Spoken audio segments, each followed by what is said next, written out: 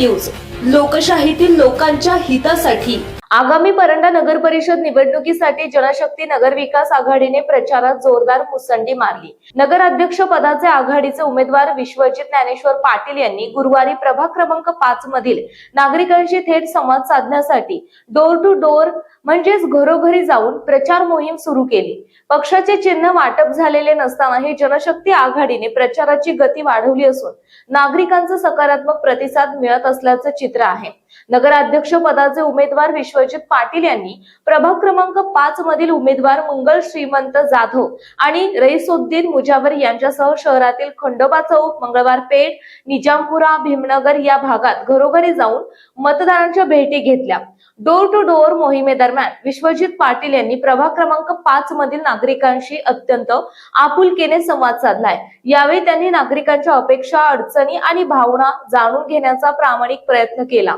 प्रचारादरम्यान त्यांनी प्रामुख्याने स्वच्छता, रस्ते, सुरळीत पाणी पुरवठा, आरोग्य सेवा आणि इतर मूलभूत सुविधा सुधारण्याबाबतचे महत्त्वपूर्ण मुद्दे आणि त्यावरचे उपाय मतदारांसमोर स्पष्ट केले।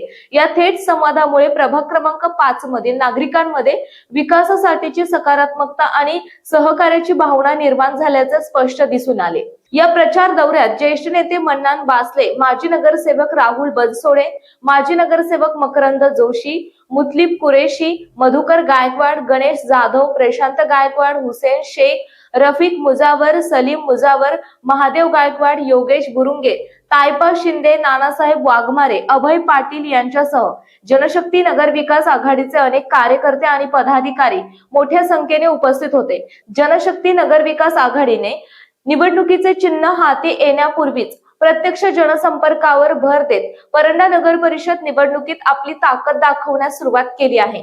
संपादक आशुतोष बनसोडे। आपल्या परिसरातील महत्त्वाच्या आणि ताज्या बातम्या पाहण्यासाठी लोककल्याणार्थ न्यूज चॅनलला YouTube वर सबस्क्राइब करा आणि बेल आयकॉन प्रेस करा।